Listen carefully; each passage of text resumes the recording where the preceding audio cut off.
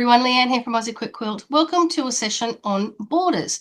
Now, it came to light in our last live workshop that sometimes I say pop off and put your borders on.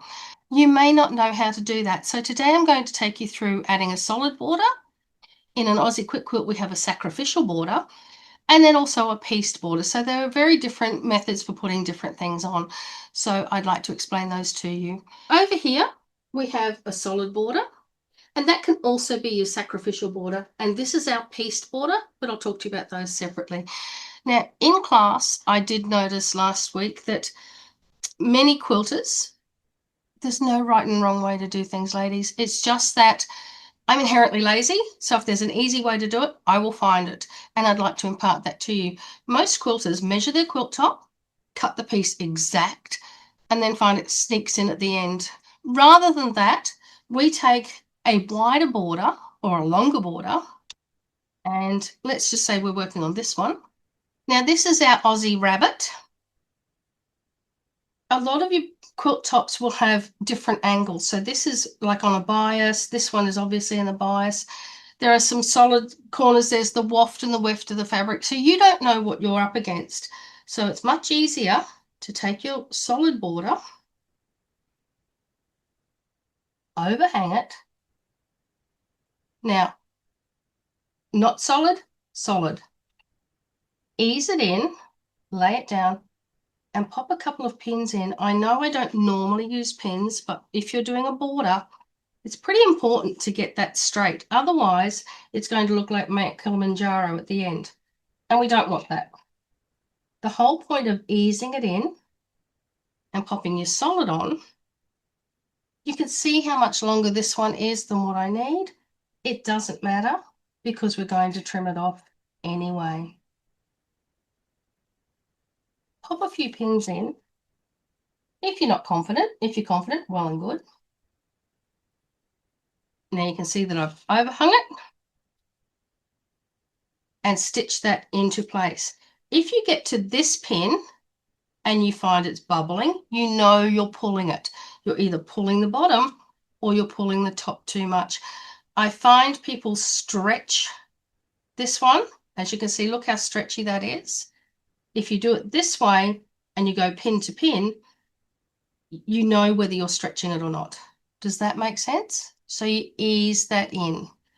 Stitch to here, take your pin out. If that's all lovely, ease it to here.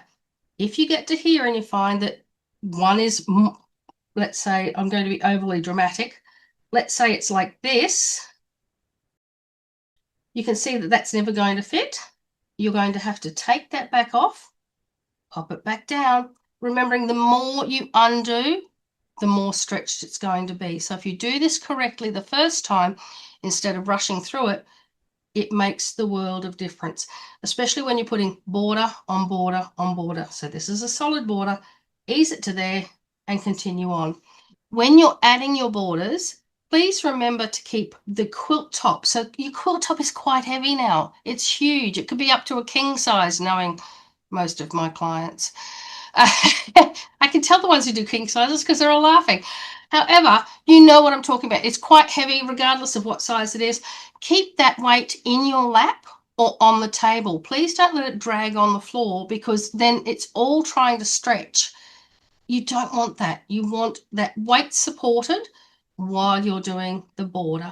When you're quilting, I like to have, obviously it's a bit harder here with my videoing, but I like to have the sewing machine to the far right of the table so that when you are actually putting pieces together or quilting it, the table can take the weight. If that's not possible, make sure it's in your lap.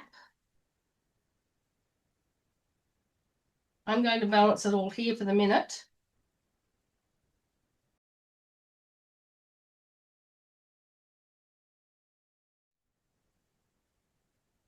I've got my border and my quilt top. Here's another little tip. Always add your border to your quilt top. I saw last week people turn it over and all that does is stretch the heck out of the quilt and it just bubbles. It really does. This is just the easiest way I know how to do it. And I've done a couple, maybe one or two. popping it down, you can see that I'm overhanging it and all the weight is here. If it wasn't there, it would be in my lap. And I start stitching way past where my border needs to go on. I'm straightening it out. I am not stretching any of it. I'm easing it. I get to my pin and mine matches up. I take my pin out, line the two up, make sure it's okay. It's not stretching at all. If I was to get to my next pin and it was really bubbly, I don't want to say stretch it really, because I see people then overly stretch it. Just straighten it. You've got your pin, you know your pin's in the right place. If you need to, just give it a gentle straighten and that will all match up. So this one will ease in, this one will straighten down, and away you go again. See how lovely and flat that's sitting now? Okay, and I mean it with all love and respect. Some people bring it to me and it looks like Mount Kilimanjaro when it doesn't need to. If your quilt top, doesn't matter where you put your pieces or what angles you've got them on, it should sit flat. And putting your border on should not be a drama. Set that seam, and when you press it out, always press your border away from your quilt top. And using your safety ruler, line it all up, and I'm trimming it off. And you can see how lovely and flat that is. So next time when you're adding the next one, it's easier and makes it nice and flat. Whereas I'm going to be a bit dramatic. Can you see? I'll use the outside of it. And I'm being a bit dramatic. Some of them last week were on an angle like that. So that when you add this next border, it's also going to be completely crooked, which means you can't add the third border. This is my pieced border from Courage, Mr. Quilt we're working on at the moment. These are 8.5-inch blocks. Everybody is slightly different. So when I put mine together, and an Aussie Quick quilt is engineered so that when I say they're 8.5 inches and you put those together, it fits perfectly along this border. However, putting this border on, which is my solid, and it is my sacrificial border. Because if you're measuring all of these and you've put, let's say, 8 of them together, and you find it doesn't quite fit on this border, let me lift that up a little bit. If you find it doesn't quite fit on this one, you can actually trim this one down evenly all the way around, which is our sacrificial part, to get this to fit. It's much easier to oversize a solid border and cut it down slightly than it is to try and get that the exact size you need and then try another add border. Does that make sense? So I know my regular girls know we always have that sacrificial part, but I just wanted to explain for all the new people why we put that in, because everybody's quilting is slightly different. And if I say this is supposed to be, let's say, 42 inches, and these are 7.5 inches, and you put it together and you find that it's slightly different, you have 2 choices. Well, 3 actually. You can cry, you can panic, or you can chop it down and make it fit. It doesn't matter. Your quilt is not going to be the same as the next person's quilt, and no one's ever going to see them side by side to say, that border is 1/8 of an inch different. Well, if ever I have to worry about 1/8 of an inch, I never cut 1/8 of an inch for anybody.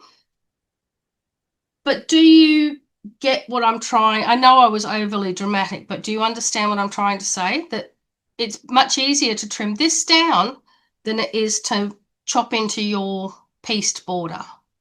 Emily and I can sit at the same sewing machine. She can do half a quilt, I can do half a quilt, and they don't match up. Everybody's sewing technique is slightly different. If I sit at a machine and I do blah, blah, blah, blah, blah, XYZ and make, let's say, our rabbit, it's going to be slightly different to any of yours. and that's okay, which is why we add the sacrificial borders. It just allows everybody to breathe. Yeah, absolutely. To just go, yeah, it's slightly a different size. Let's chop it down. You can cut down, you can't cut up. But please remember, if it's let's say 1/2 inch out, that you need to take 1/4 inch off each side. So if you've got two, left and right, or top and bottom, if you're 1/2 inch out, you've got to take 1/4 off each side, rather than 1/2 inch off one side, because then one border is going to be this and the other one's going to be that. That's, I think, the biggest trick is remembering to go right around the whole thing. There's nothing new under the sun. There's absolutely nothing new in quilting. There are absolute hard and fast set quilters rules, which I tend to break as often as I possibly can, because I want everybody to achieve the same thing. In a class of 33 people, I have to allow for, as we always say, 1/4 inch seams, some 1/4 inch seams, and some very interesting 1/4 inch seams. Everybody's skill level is different. Everybody's learning ability is different. So we have to have a product that I can impart all of that knowledge and get everybody to finish a quilt in just that day. Okay, when you're at home, it's slightly different, but that's why we have modified techniques so that it allows everybody to achieve the same thing. So when I say, please head off and pop your border on, remembering your pieced quilt top will have all different angles and all different tensions, I guess I'd like to say. You will have the waft and the weft, or what do they call it now? The wall, oh yeah, whatever. I was always taught waft and weft because there was no waft weft, but you know, they changed things. And you'll have diagonals and you'll have different tensions. Like this is really quite stretchy, that's not quite so stretchy or too stretchy. So I think the easiest thing is to overhang it, pop a couple of pins in, especially if you are new or you're tired or you're doing a larger quilt than you're used to. Pop a few pins in, stitch from here, remembering it's overhung, stitch to here. That allows you to straighten to the next one, to the next one. Once you've done that, keeping all the weight either on your lap or on the machine table rather than dragging on the floor, set that seam, press it out, trim it off with one of your safety rulers and squaring it up.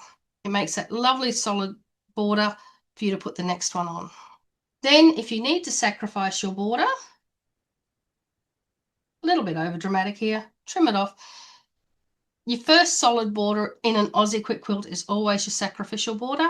If you need to trim that down, please do.